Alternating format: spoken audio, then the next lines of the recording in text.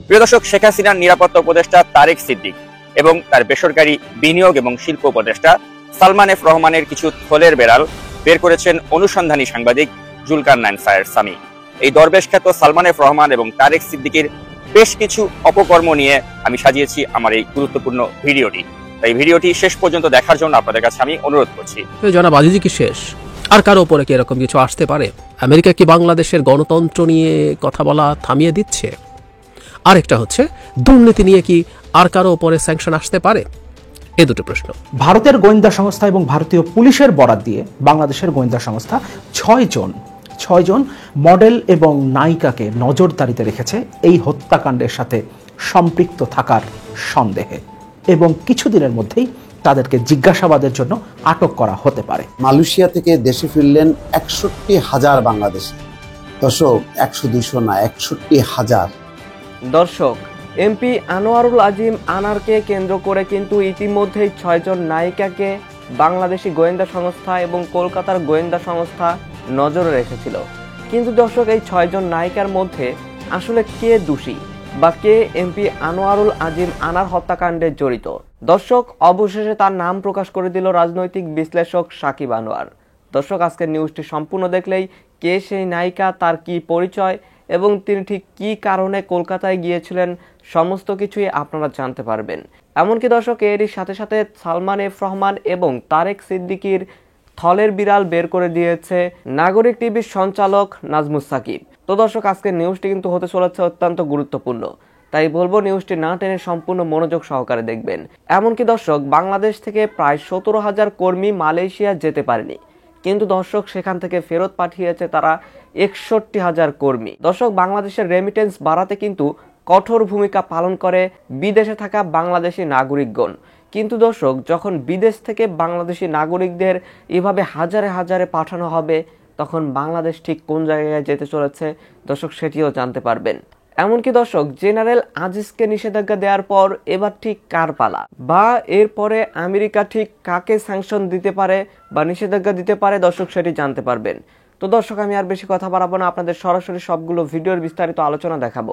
তবে তার আগে বলি, যারা এখনো চ্যানেলে নতুন দর্শক রয়েছেন তারা অবশ্যই চ্যানেলটি সাবস্ক্রাইব করে পাশে থাকা বেল আইকনটি বাজিয়ে দিবেন। আর যারা অলরেডি সাবস্ক্রাইব করে রেখেছেন তাদের সকলকে অসংখ্য ধন্যবাদ। তো চলুন একটি লাইক দিয়ে আমরা ধারাবাহিকভাবে সবগুলো ভিডিও দেখে আসি। প্রিয় দর্শক, শেখ হাসিনার নিরাপত্তা উপদেষ্টা তারেক সিদ্দিক এবং তার বেসরকারি বিনিয়োগ এবং শিল্প উপদেষ্টা সালমান এফ রহমানের কিছু থলের বেড়াল বের করেছেন অনুসন্ধানী সাংবাদিক জুলকারনাইন সায়ের সামি। জুলকারনাইন সায়ের সামির চাঞ্চল্যকর এই প্রতিবেদনটি এবং পাশাপাশি এই দরবেশ খ্যাত সালমান এফ রহমান এবং তারেক সিদ্দিকের বেশ কিছু অপকর্ম নিয়ে আমি সাজিয়েছি আমার এই গুরুত্বপূর্ণ ভিডিওটি। তাই ভিডিওটি শেষ পর্যন্ত দেখার জন্য আপনাদের কাছে আমি অনুরোধ করছি। তো প্রিয় দর্শক, আপনারা জানেন যে তারেক সিদ্দিক এই ব্যক্তি, তিনি সম্পর্কে শেখ রেহানার তিনি দেবর হয়ে থাকেন, এবং এই দেবর সূত্রটি কাজে লাগিয়ে, এই পরিচয়টি কাজে লাগিয়ে তিনি কিন্তু অনেক অর্থবিত্ত বৈভবের মালিক হয়ে গিয়েছেন এবং নিরাপত্তা উপদেষ্টার মতো একটি গুরুত্বপূর্ণ পদ তিনি দীর্ঘদিন ধরে আঁকড়ে ধরে আছেন। তো এই যে ব্যক্তি তারেক সিদ্দিক, তিনি 2014 সালের অক্টোবরেই কিন্তু তার ছোট মেয়ে বুশরা সিদ্দিককে সাথে নিয়ে তিনি মাল্টার নাগরিকত্বের জন্য আবেদন করেছিলেন, যা জুলকারনাইন সায়ের সামির অনুসন্ধানী প্রতিবেদনে উঠে এসেছে। এবং আমরা জানতে পেরেছি যে বুশরা তখন স্নাতক শ্রেণীর শিক্ষার্থী ছিলেন এবং তার যে একটা প্রচ্ছায়া নামে যে একটা কোম্পানি ছিল সেটারও তিনি একজন পরিচালক ছিলেন। তো মাল্টার নাগরিকত্বের যে সুবিধা সেটি হচ্ছে যে দেশটির নাগরিকরা ইউরোপীয় ইউনিয়নের যে কোনো জায়গায় বসবাস ও কাজের সুযোগ পেয়ে থাকে। পাশাপাশি 186টি দেশে ভিসা মুক্ত বা অন অ্যারাইভাল ভিসায় তারা ভ্রমণেরও সুযোগ পান। তো 2015 সালে মাল্টার নাগরিকত্বের জন্য আবেদনের শর্তে প্রয়োজনীয় বিনিয়োগের মধ্যে ছিল মূল আবেদনকারীকে 6.5 লাখ ইউরো পরিশোধের পাশাপাশি বন্ড ও স্থায়ী সম্পদে অতিরিক্ত বিনিয়োগ করতে হবে। এছাড়া স্ত্রী ও নির্ভরশীলদের জন্যও বাড়তি ব্যয় করতে হবে। সেই সময় নিজের আবেদনকে জোরদার করতে তারেক সিদ্দিকের স্ত্রী শাহিন সিদ্দিক মালয়েশিয়ার সিআইএমবি ব্যাংকের একটি স্টেটমেন্ট জমা দেন। জমা দেয়া সিআইএমবি ব্যাংকের যে স্টেটমেন্ট সেটির কপি কিন্তু আমাদের হাতে এসেছে, যেটি নিশ্চয়ই আপনারা প্রিয় দর্শক স্ক্রিনে দেখতে পাচ্ছেন। তো প্রিয় দর্শক, এই সিআইএমবি ব্যাংকের যে হিসাবটি, এটি আপনাদেরকে একটু মনোযোগ দিয়ে দেখার জন্য আমি অনুরোধ করছি। এবং আপনারা খেয়াল করলে দেখবেন যে এই হিসাবে দেখা যাচ্ছে যে 2014 সালের 12 ডিসেম্বরে এই ব্যাংক অ্যাকাউন্টে মাত্র $500 জমা ছিল, কিন্তু 2 সপ্তাহের ব্যবধানেই কিন্তু ব্যাখ্যাতীতভাবে তা ফুলে ফেপে $7,60,482 পরিণত হয়। আর ফেব্রুয়ারি নাগাদ মাল্টার নাগরিকত্বের জন্য আবেদনের আগ মুহূর্তে তা গিয়ে দাঁড়ায় $2.76 মিলিয়ন বা 27,60,000 মার্কিন ডলারে মাল্টার নাগরিকত্বের আবেদনের জন্য প্রয়োজনীয় বিনিয়োগের জন্য, যা যথেষ্ট ছিল। কিন্তু তাদের এই আবেদনটি কিন্তু খারিজ করে দেওয়া হয়। পরবর্তীতে তারিক সিদ্দিক ও তার পরিবার অন্য দেশের নাগরিকত্ব পেতে চেষ্টা চালান। 2015 সালের ডিসেম্বরে তারা সাইপ্রাসের গোল্ডেন পাসপোর্ট স্কিম পাওয়ার চেষ্টা চালান। এই স্কিমের আওতায় সর্বনিম্ন 20 লাখ ইউরো বিনিয়োগের বিনিময়ে এই দ্বীপ দেশটির নাগরিকত্ব পাওয়া যায়। এই চেষ্টাও প্রত্যাখ্যানের মাধ্যমে ব্যর্থ হয়। এবার আসা যাক প্রিয় দর্শক দরবেশ খ্যাত সালমান এফ রহমান প্রসঙ্গে। 2011 সালে যখন দেশের রাজনৈতিক পরিস্থিতি উত্তপ্ত, তখন সালমান রহমান এবং তারিক সিদ্দিক তারা সপরিবারে ক্যারিবীয় দ্বীপপুঞ্জের রাষ্ট্র সেন্ট কিটস অ্যান্ড নেভিসের নাগরিকত্ব পাওয়ার চেষ্টা করেন। দ্বৈত নাগরিকত্ব পাওয়ার অনেকগুলো শর্তের মধ্যে অন্যতম হলো দেশটিতে বিনিয়োগ করা, এবং তারা দুজনেই কিন্তু বিনিয়োগের মাধ্যমেই নাগরিকত্ব পাওয়ার চেষ্টা চালান। দ্বৈত নাগরিকত্বের আবেদন নিয়ে কাজ করা বৈশ্বিক পরামর্শক সংস্থা হেনলি অ্যান্ড পার্টনার্সের মাধ্যমে নাগরিকত্ব পাওয়ার প্রক্রিয়া শুরু করেন তারা। সালমান রহমান সংস্থাটির জুরিক কার্যালয় এবং তারিক সিদ্দিক সংস্থাটির দুবাই শাখার মাধ্যমে এই প্রচেষ্টা চালান। এখন প্রিয় দর্শক, আপনাদের মনে প্রশ্ন জাগতে পারে যে এত দেশ থাকতে পৃথিবীর 261 বর্গ কিলোমিটারের ছোট একটি দ্বীপ রাষ্ট্র সেন্ট কিটস অ্যান্ড নেভিসের নাগরিকত্ব নেওয়ার চেষ্টা কেন তারা করলেন? তো এর কারণ হচ্ছে যে সেন্ট কিটস অ্যান্ড নেভিসের পাসপোর্ট হচ্ছে বিশ্বের শক্তিশালী পাসপোর্টগুলোর মধ্যে একটি, এবং হেনলি পাসপোর্ট সূচকে দেশটির অবস্থান 26তম। তাই এই পাসপোর্টে ভিসা ছাড়াই বিশ্বের অনেকগুলো দেশে ভ্রমণ করা যায়। তাই নিজের এবং পরিবারের সদস্যদেরকে এই দেশটির নাগরিক বানাবার চেষ্টা করেছিলেন তারেক সিদ্দিকী এবং সালমান এফ রহমান। এবং এই পাসপোর্টটি পেতে সেই দেশটিতে আবেদনকারীকে 1,70,000 মার্কিন ডলার বিনিয়োগ করতে হয়। সালমান রহমান এবং তারেক সিদ্দিকীও সেই টাকা বিনিয়োগের আবেদন করেছিলেন, যদিও শেষ পর্যন্ত ওয়ার্ল্ড চেক রিপোর্টের নেতিবাচক প্রতিবেদনের ফলে তাদের দুজনের আবেদনই প্রত্যাখ্যাত হয়। তো এই যে নাগরিকত্ব পাওয়ার ক্ষেত্রে তারেক সিদ্দিকীর যেটা প্রধান বাধা হয়ে দাঁড়িয়েছিল প্রিয় দর্শক, সেটা হচ্ছে তিনি প্রধানমন্ত্রীর কার্যালয়ে নিজের অবস্থান, সেটার কারণেই তিনি কিন্তু তার এটার ডিনায়াল হয়েছে, এবং ওই অবস্থানের কারণেই কিন্তু তারেক সিদ্দিকী রাজনৈতিকভাবে উন্মুক্ত ব্যক্তি বা পলিটিক্যালি এক্সপোজড পারসন হিসেবে কিন্তু বিবেচিত হন। আর সালমান এফ রহমানের ক্ষেত্রে যেটা হয়েছে যে তার বিরুদ্ধে আপনারা জানেন যে ফখরুদ্দিন মঈনুদ্দিনের যে সেনাবাহিনীর সমর্থিত সরকার ছিল, তারা যখন ক্ষমতা নেয় তখন তারা এই সালমান রহমানের বিরুদ্ধে কিন্তু দুর্নীতির মামলা করেছিল, অনেক ধরনের দুর্নীতির মামলা তার বিরুদ্ধে ছিল। কিন্তু ক্ষমতায় আসার পরেই তো সেই মামলাগুলোকে এই সরকার উইথড্র করে নেয়। কিন্তু তারপরেও সেই দুর্নীতির মামলার অভিযোগের নিষ্পত্তি বা প্রত্যাহারের আগ পর্যন্ত তার আবেদন নিয়ে কাজ না করার সুপারিশ করা হয়, এবং সেজন্যই কিন্তু তাকেও নাগরিকত্ব না দেওয়ার সিদ্ধান্ত গৃহীত হয়। বিশ্বের শ্রম বাজারে আমাদের অবস্থান দিনকে দিন যে কি পরিমাণ খারাপ হচ্ছে তার আরেকটা নমুনা হচ্ছে মালয়েশিয়া থেকে দেশে ফিরলেন 61,000 বাংলাদেশি। দর্শক, 100-200 না, 61,000। এরকম সময় 61,000 বাংলাদেশি যে কারণেই হোক, যেভাবেই হোক, যত যুক্তি থাকুক না কেন, আপনি চিন্তা করেন এই 61,000 বাংলাদেশি তো এমন না যে তারা সেখানে বেড়াতে গিয়েছিল, তারা কাজ করতে গিয়েছিল। তারা যদি সেখানে কাজ করতে পারতো আর এই 61,000 মানুষ দেশে যদি টাকা পাঠাতো, এই অভাবের সময় তাদের পরিবার পরিজনগুলো বাঁচত আর দেশে বিপুল পরিমাণ রেমিটেন্স আসতো। আজকে কি হচ্ছে দেখলেন, কয়দিন আগে বিমানবন্দরে হাজার হাজার মানুষ ভিড়, শেষ হয়ে তারা যেতে পারলো না। তার সংখ্যা 17,000 নাকি 30,000, এটা কোনো ঠিক নেই। এটা নিয়ে খুব জোর গলায় বলা হলো যে তদন্ত চলছে, দায়ীদের ছাড়া হবে না, অমুক তমুক, কথাবার্তা শেষ। এখন শেষ, ওই চ্যাপ্টারটা শেষ। এখন 61,000 ফিরে আসলো, এবং আমি যা রিপোর্টে দেখলাম যে সব মিলিয়ে 1 লাখ হবে, এবং আশেপাশের দেশ যতগুলো আসছে তার মধ্যে বাংলাদেশ সর্বোচ্চ সংখ্যায়। প্রশ্ন হলো, এরা অবৈধ হলো কিভাবে? তারা কি অবৈধভাবে গিয়েছিল? অবৈধভাবে গেল কিভাবে? আর সেখানে বৈধ হওয়ার পর তারা যদি অবৈধ হয়ে যায়, সেটাও বা কেমন হলো? তারা আমাদের দূতাবাস, আমাদের সরকার কেন এই অবৈধদেরকে বৈধ করে আজকে যদি তারা ব্যাপক ভিত্তিক মালয়েশিয়া সরকারের সাথে তৎপরতা চালাতো, তাহলে গত 1 বছর 2 বছরে বহু মানুষকে তারা বৈধ করতে পারত। সেই কূটনৈতিক তৎপরতা কি আমরা দেখলাম না। আমাদের এখানে যারা মালয়েশিয়া ডেস্ক নিয়ে বা মালয়েশিয়ার শ্রম বাজার নিয়ে কাজ করেন, তাদের একটাই লক্ষ্য, পাঠাও, টাকা নাও, 4 লাখ 5 লাখ টাকা করে টাকা নাও, কোনো রকম পাঠাই দাও, যে কোনোভাবেই হোক না। তারা মরুক বাঁচুক দেখার কোনো হয় না। সেই প্রক্রিয়ায় আজকে শেষ। প্রায় 15-20,000 30,000 যেতে পারলো না, উল্টা এখন 61,000 আসলো, এবং আসার আপনি চিন্তা করেন 1 যোগ 61,000 চলে আসা, এটা কি সহজ কথা? এখন 1,000 মানুষ চলে আসাটাও তো দেশের জন্য খুব অশনি সংকেত। আমি বলবো যে এটা একটা বিপর্যয়। সাবেক সেনাপ্রধান জনাব আজিজ আহমেদের উপরে যখন আমেরিকার স্যাংশন আসলো দুর্নীতির দায়ে, তখন একটা আলোচনা আমাদের জনপরিসরে খুব হয়েছে, সেটা হচ্ছে জনাব আজিজ কি শেষ, আর কারো উপরে কি এরকম কিছু আসতে পারে? এই আলাপটা আসার যৌক্তিক কারণ আছে, এবং সেটা আসলে কি কিছুটা আভাস আমরা সম্ভবত পাচ্ছি। জনাব ডোনাল্ড লু, আমেরিকার সহকারী পররাষ্ট্রমন্ত্রী, আসলে ওনারা সেক্রেটারি বলেন, অ্যাসিস্ট্যান্ট সেক্রেটারি অফ স্টেট, তিনি একটা সাক্ষাৎকার দিয়েছেন ভয়েস অফ আমেরিকার সাথে, এবং এই সাক্ষাৎকারটা দেওয়া মানে কিন্তু আমরা এটা বুঝতে পারি যে আমেরিকার কিছু পলিসি নিয়ে, কিছু স্ট্যান্স নিয়ে এক ধরনের অ্যাম্বিগুইটি আছে, একটা অস্পষ্টতা আছে আমাদের কারো কারোর মধ্যে, সেগুলো তিনি কিছু বলতে চেয়েছেন। এবং একই সাথে আরেকটা গুরুত্বপূর্ণ প্রশ্নের আমরা আসলে এখানে একটু জবাব খোঁজার চেষ্টা করবো যে বাংলাদেশের গণতন্ত্রের পরিস্থিতিটাকে কি, বা গণতন্ত্র, মানবাধিকার এগুলো নিয়ে কাজ করা কি আমেরিকা বন্ধ করে দিল? এই ধরনের আলাপ, এই দুটো প্রশ্নেরই জবাব আমরা জনাব লুয়ের সাক্ষাৎকার থেকে পাওয়ার চেষ্টা করব। উনি আরও কিছু কথা বলেছেন, আমি আগে ওই খুচরো কথাগুলো বলি, তারপর পরের অংশে শেষের দিকে আমি আসলে গুরুত্বপূর্ণ দুটো প্রশ্নের জবাব। আমেরিকা কি বাংলাদেশের গণতন্ত্র নিয়ে কথা বলা থামিয়ে দিচ্ছে? আরেকটা হচ্ছে দুর্নীতি নিয়ে কি আর কারো উপরে স্যাংশন আসতে পারে? এই দুটো প্রশ্ন ওনাকে জিজ্ঞেস করা হয়েছে। একদম মানে প্রথম প্রশ্নের দিকে অনেক কিছু বলা হয়েছে, বলার পরের অংশ, প্রশ্নটা অনেক বড়, পরের অংশটা এরকম, মানে ওই যে উনি বাংলাদেশে এসেছিলেন, এসে যে বলেছেন আমরা সব পেছনে ফেলে সামনে এগিয়ে যেতে চাই, তখন প্রশ্নের একটা অংশ এরকম, এটা কি বাংলাদেশের প্রতি যুক্তরাষ্ট্রের নীতি পরিবর্তনের একটি ইঙ্গিত, যেখানে আপনারা বাংলাদেশে অবাধ ও সুষ্ঠু নির্বাচন সহ গণতন্ত্র সুরক্ষা ও প্রসারের বদলে ভূরাজনৈতিক, অর্থনৈতিক, পরিবেশগত এবং কৌশলগত দ্বিপাক্ষিক বিষয়গুলোতে বেশি মনোযোগ দিতে চান? তাহলে খেয়াল করি, ওনারা যখন এসে যা যা বলেছেন এটাকে ইন্টারপ্রিট করা হচ্ছে ভয়েস অফ আমেরিকার পক্ষ থেকে এভাবে, তার মানে কি এটা যে আপনারা গণতন্ত্র, মানবাধিকার এগুলো বাদ দিয়ে জিওপলিটিক্যাল, ইকোনমিক, তারপরে যে ক্লাইমেট চেঞ্জের কথা বলা হলো, এনভায়রনমেন্টাল এবং স্ট্র্যাটেজি কিছুগুলো নিয়ে সম্পর্ক করবেন কিনা? এটা হয় বহু দেশের সাথে, যেখানে গণতন্ত্র নেই, মানবাধিকারে 12টা বেজে গেছে, আমেরিকা তার সাথে সেখানে এক ধরনের এই সম্পর্কগুলো করছে, তার সাথে জবাব দিচ্ছেন তিনি। অনেকগুলো বলেছেন, এটা আমার কাছে ইম্পর্টেন্ট না, উনি কি করেছেন না করেছেন, কি কি অংশীদারিত্ব হবে, কিন্তু এই জবাবেরই একসাথে বলছেন সেই সাথে বাংলাদেশের গণতন্ত্র ও মানবাধিকার পরিস্থিতির উন্নয়ন আমাদের জন্য একটি অগ্রাধিকার। আমরা সুশীল সমাজের সাংবাদিকদের গুরুত্বপূর্ণ কাজকে সমর্থন করে যাবো এবং বিশ্বের বিভিন্ন দেশের মতো বাংলাদেশের গণতান্ত্রিক প্রক্রিয়া ও প্রতিষ্ঠানগুলোর পক্ষে সমর্থন অব্যাহত রাখবো। তার মানে খেয়াল করে লিডিং প্রশ্ন করা হয়েছিল, প্রশ্নটা করা দরকারই ছিল, কারণ এটা নিয়ে এক ধরনের অস্পষ্টতা আছে এবং আওয়ামী লীগের লোকজন এই ধরনের কথাবার্তা বলার চেষ্টা করেছে যে আমেরিকা নির্বাচনের আগে যে ধরনের অ্যাটিটিউড দেখিয়েছিল, যা যা করেছিল, সেটা থেকে তারা পুরোপুরি সরে এসছে। আমি যেটা আবারও পড়ি, বাংলাদেশের গণতন্ত্র ও মানবাধিকার পরিস্থিতির উন্নয়ন আমাদের জন্য একটি অগ্রাধিকার।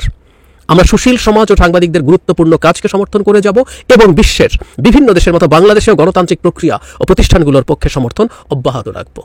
আমরা খেয়াল করেছি একটু আগে যখন পড়েছি, যখন ইন্দো প্যাসিফিক নিয়ে তিনি জবাব দিচ্ছিলেন, সেখানেও কমনলি ইন্দো প্যাসিফিক স্ট্র্যাটেজির মধ্যে বিল্ট ইন ডেমোক্রেসি এবং হিউম্যান রাইটসের কথা আছে, সেটা উনি স্মরণ করিয়ে দিয়েছেন। এবার যে জায়গাটা নিয়ে কথা বলছিলাম, দুর্নীতি নিয়ে, এখানে দুর্নীতি নিয়ে বাংলাদেশের সাথে একসাথে কাজ করার কথা বলা হচ্ছে। সাবেক সেনা প্রধানের বিরুদ্ধে যে স্যাংশন, সেটা দুর্নীতির একটা, মানে এই যে কাজ করবেন বলছে, সেটার একটা পার্ট কিনা, এবং এই সেগুলো সমাধানের ব্যাপারে সরকার যা করছে তাতে আপনি সন্তুষ্ট কিনা, সরকার সদিচ্ছা আছে কিনা, সেটার ব্যাপারে এই জায়গাটা আমি পুরো পড়তে চাই। যেন ব্লু বলছেন, আমি যখন আলবেনিয়া এবং কিরগিজ প্রজাতন্ত্রের রাষ্ট্রদূত ছিলাম, আমরা দুর্নীতিবাজ কর্মকর্তাদের বিরুদ্ধে নিষেধাজ্ঞা দিয়েছিলাম। এটি তখনকার সরকারের কাছে জনপ্রিয় ছিল না, মানে আলবেনিয়া সরকারের কাছে, কিন্তু এখন সেই নিষেধাজ্ঞা প্রাপ্ত সাবেক দুর্নীতিবাজ কর্মকর্তারা সবাই কারাগারে। সারা বিশ্বের সমাজ দুর্নীতির বিচার দেখতে আগ্রহী। আমরা দুর্নীতির বিরুদ্ধে লড়াই করার জন্য বাংলাদেশের সাথে কাজ করতে প্রতিশ্রুতিবদ্ধ, এবং 20 মে আমরা 7031 সি অধীনে সাবেক জেনারেল আজিজকে যে স্যাংশন দিয়েছে সেটার কথা বললেন। দুর্নীতির এই অভিযোগগুলোর ব্যাপারে পূর্ণাঙ্গ তদন্ত করা হবে বলে বাংলাদেশ সরকারের মন্ত্রীরা বিবৃতি দিয়েছেন, আমরা ব্যাপারটি স্বাগত জানাই। এটা মনে রাখি, তারা যে বিবৃতি দিয়েছেন তদন্ত করা হবে, সেটাকে তারা স্বাগত জানাচ্ছেন বলছেন। তারপর প্রশ্ন করছেন, আমরা কি অদূর ভবিষ্যতে অন্যান্য উচ্চ প্রোফাইলের বাংলাদেশি নাগরিকের উপরও দুর্নীতির সাথে সম্পর্কিত এই ধরনের নিষেধাজ্ঞা আরোপের বিষয়টি দেখতে পাবো? যেমন ডোনাল্ড লু বলছেন, যখন আমাদের কাছে উল্লেখযোগ্য দুর্নীতির তথ্য থাকে, তখন আমরা সারা বিশ্বে নিষেধাজ্ঞা এবং ভিসা বিধিনিষেধের আকারে প্রকাশ্যে পদক্ষেপ নেই। আমাদের আইনগুলি আমাদেরকে দুর্নীতিগ্রস্ত ব্যক্তিদের যুক্তরাষ্ট্র ভ্রমণ বা তাদের দুর্নীতির অর্থের গন্তব্য হিসাবে যুক্তরাষ্ট্রকে ব্যবহার করা থেকে বিরক্ত রাখতে সচেষ্ট। আমি আশা করি, জায়গাটা খেয়াল করি, আমরা বাংলাদেশের জনগণের সাথে মিলে সব ধরনের দুর্নীতির বিরুদ্ধে লড়াইয়ের অভিন্ন লক্ষ্য অর্জনে একসাথে কাজ করে যাব। যে প্রশ্নটা করছিলাম শুরুর দিকে, দুর্নীতির ব্যাপারে আরও পদক্ষেপ আসবে কিনা, এখানে স্পেসিফিকলি সেই প্রশ্নটা করা হয়েছে। আমরা একটু পেছনে ফিরে যাই। জনাব আজিজ আহমেদ, আমরা কথা বলেছি, আমাদের মনে থাকার কথা আমি নিজেও বলেছি, জনাব আজিজ আহমেদকে 7031 সি যে ধারায় সাজা দেওয়া হয়েছিল। আমি আমার ওই রিলেটেড ভিডিওতে একদিন ক্লিয়ারলি দেখিয়েছিলাম, সেটা হচ্ছে এইরকম যে ওখানে সাবহেডিং হচ্ছে ক্রিপ্টোক্রেসি অ্যান্ড হিউম্যান রাইটস। মানে আজিজ আহমেদ আলাদাভাবে একজন চুরি করেছেন, দুর্নীতি করেছেন, এখন দুর্নীতির ফিরিস্তিও আছে, কিন্তু উনি এটা করেছেন তা না। হি ওয়াজ এ পার্ট অফ এ ক্লিপ্টোক্রেসি।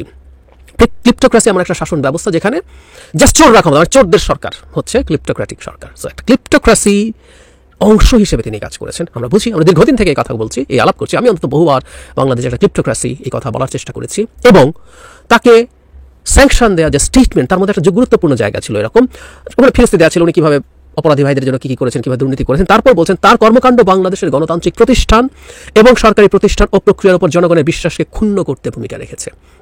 খুব জরুরি, এসব করে উনি এই ধরনের প্রভাব বা ইম্প্যাক্ট ফেলেছেন। আর আমি আগেও একটা কথা বলেছিলাম, যখন আজিজ আহমেদের বিষয় নিয়ে ভিডিও করছিলাম, সেটা হলো দুর্নীতি নিয়ে যখন প্রথমবার বাংলাদেশে স্যাংশন দেওয়া হলো, তখন এটা একটা অ্যালার্মিং সাইন। আর হিউম্যান রাইটস যে বাংলাদেশে আগে যখন র্যাবের লোকজনকে স্যাংশন দেওয়া হয়েছিল, হিউম্যান রাইটস ভায়োলেট সবাই খুব সরাসরি দেখা যায় এরকম করে। আমরা হিসাব করে দেখাতে পারবো যে একজন সচিবও কখনো কখনো কোনো না কোনোভাবে হিউম্যান রাইটস ভায়োলেশনের সাথে জড়িত থাকতে পারেন, কিন্তু করাপশনের মধ্যে এরকম প্রচুর মানুষ আছে। এই আমলারা, প্রশাসনের আমলাদের কথা বলছি, করের আমলাদের কথা বলছি, রাজনীতিবিদরা আছেন, প্রচুর ব্যবসায়ীরা আছেন, করাপশনের মধ্যে আমরা তাকে ফেলে দিতে পারবো। ফলে এবং আরেকটা প্রশ্ন, ক্রিপ্টোক্রাসি। এই ক্রিপ্টোক্রাসিতে এরকমই হচ্ছে, অনেকগুলো চোর, বিভিন্ন জায়গা থেকে আসা চোররা একত্র হয় একটা ক্রিপ্টোক্রাসি কায়েম করার জন্য, চোরতন্ত্র কায়েম করার জন্য। যেমন ব্লুয়ের আলাপ দেখে একটা জিনিস আমরা বুঝতে পারি, ওনারা আসলে খেয়াল করছেন আজিজের বিরুদ্ধে কি করা হচ্ছে। এখন তাত্ত্বিকভাবে বলছি যে আজিজের বিরুদ্ধে যদি সঠিকভাবে এখনো আদৌ দুদক কোনো স্টেপ নিতে শুরু করেনি, যারা বেনজিরের ক্ষেত্রে আমরা দেখলাম, কিন্তু আজিজের ক্ষেত্রে এখনো কোনো স্টেপ নেওয়া শুরু হয়নি, দুদক টু শব্দ এখনো পর্যন্ত করেনি। আমরা ধরে নিলাম করলো, ভালোভাবে হলো, মানে এটা যদি একটা ভালোভাবে হয় সবকিছু থেমে যাবে, আমি মনে করি না।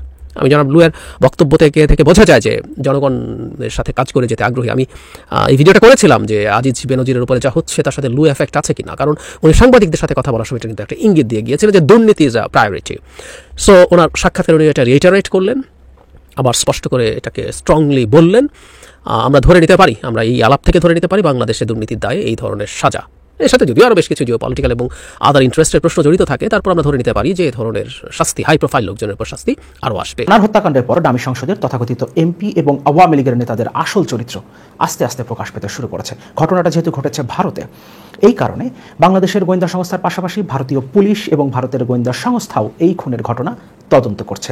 ফলে সরকার চাইলেও অনেক কিছু আড়াল করতে পারছে না। ইতিমধ্যে এই খুনের ঘটনার সাথে সংশ্লিষ্ট যে কয়জনের নাম প্রকাশিত হয়েছে, ইনফ্যাক্ট যে কয়জন গ্রেফতার হয়েছেন, তারা প্রত্যেকেই আওয়ামী লীগের রাজনীতির সাথে সম্পৃক্ত। এমনকি আওয়ামী লীগের প্রভাবশালী নেতা, এরা প্রত্যেকে আবার স্বর্ণ, মাদক, অস্ত্র চোরাচালান এবং হুন্ডি ব্যবসার সাথে জড়িত। এটাই আসলে আওয়ামী লীগের নেতাদের চরিত্র, আওয়ামী লীগের চরিত্র এবং আওয়ামী লীগের তথাকথিত সংসদ সদস্যদের আসল চরিত্র, আসল পরিচয়। যদিও স্বরাষ্ট্রমন্ত্রী আনোয়ারুল আজিম আনারের সাথে চোরাচালানের কোনো সম্পৃক্ততা নাকি খুঁজে পাননি। গডফাদাররা তাদের পেয়াদাদের বাঁচানোর চেষ্টা করবেন, এটা খুব স্বাভাবিক। এ কারণে আমরা খুব একটা অবাক হইনি, কিন্তু অবাক হয়েছি যখন ভারতের গোয়েন্দা সংস্থা এবং ভারতীয় পুলিশের বরাত দিয়ে বাংলাদেশের গোয়েন্দা সংস্থা 6 জন মডেল এবং নায়িকাকে নজরদারিতে রেখেছে এই হত্যাকাণ্ডের সাথে সম্পৃক্ত থাকার সন্দেহে, এবং কিছুদিনের মধ্যেই তাদেরকে জিজ্ঞাসাবাদের জন্য আটক করা হতে পারে। এই সংক্রান্ত একটা রিপোর্ট প্রকাশিত হয়েছে RTV অনলাইনে। আমরা একটু রিপোর্টটা দেখি। আনার হত্যা, 6 নায়িকা মডেল নজরদারিতে। এখানে বলছে এমপি আনার হত্যাকাণ্ডের ঘটনায় নজরদারিতে আছেন দেশের 6 জন নায়িকা ও মডেল। খুব শিগগিরই তাদেরকে জিজ্ঞাসাবাদ করা হতে পারে বলে মামলার তদন্তকারী কর্মকর্তা সূত্রে জানা গেছে। কলকাতার পুলিশের বরাত দিয়ে ডিবি জানতে পেরেছে কলকাতার পঞ্চলা ও গৌরবতীর ফ্ল্যাটে বাংলাদেশের 6 জন নায়িকা ও মডেলকে শাহীন নিয়ে গিয়েছিলেন। এদের মধ্যে আনার এক চিত্রনায়িকার সঙ্গে সময়ও কাটিয়েছিলেন। ওই নায়িকা কলকাতার একাধিক ছবিতে অভিনয় করে সুনামও কুড়িয়েছেন। নায়িকার বয়স 30-এর কোটায়। বাংলাদেশি ওই নায়িকা চলনে বলনে স্মার্ট বলে পরিচিত। এমপি আনার হত্যাকাণ্ডে নতুন নতুন ঘটনা বেরিয়ে আসছে। মঙ্গলবার ঢাকা মহানগর পুলিশের অতিরিক্ত কমিশনার মোহাম্মদ হারুনুর রশিদ জানিয়েছেন, সংসদ সদস্য আনোয়ারুল আজিম আনার হত্যার ঘটনায় ঝিনাইদহের কয়েকজন আওয়ামী লীগ নেতাকে নজরদারিতে রাখা হয়েছে। এদিন আনার হত্যার ঘটনায় জড়িত থাকার অভিযোগে আটক ঝিনাইদহ জেলা আওয়ামী লীগের সাধারণ সম্পাদক সাইদুল করিম মিন্টুকে জিজ্ঞাসাবাদের জন্য ডিবি কার্যালয়ে নেওয়া হয়েছে। এর আগে জেলা আওয়ামী লীগের ত্রাণ ও সমাজ কল্যাণ সম্পাদক কাজী কামাল আহমেদ বাবু ওরফে গ্যাস বাবুকে জিজ্ঞাসাবাদের জন্য রিমান্ডে নেওয়া হয়। তার রিমান্ড চলমান।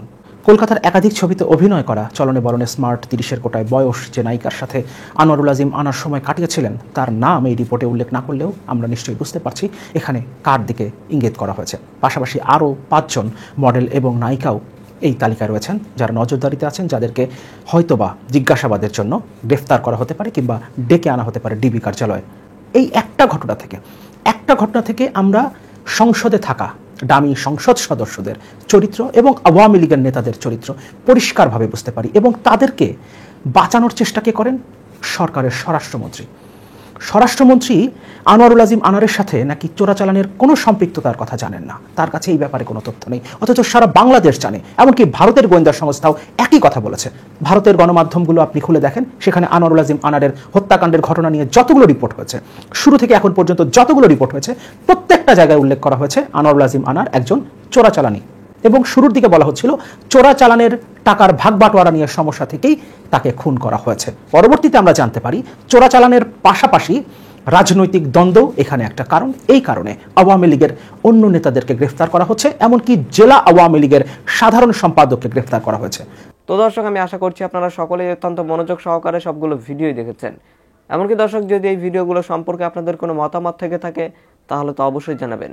দর্শক, নিউজটি শেষ করছি এখানেই, ফিরছি পরবর্তী নিউজে নতুন কোনো টপিকে। আল্লাহ হাফিজ।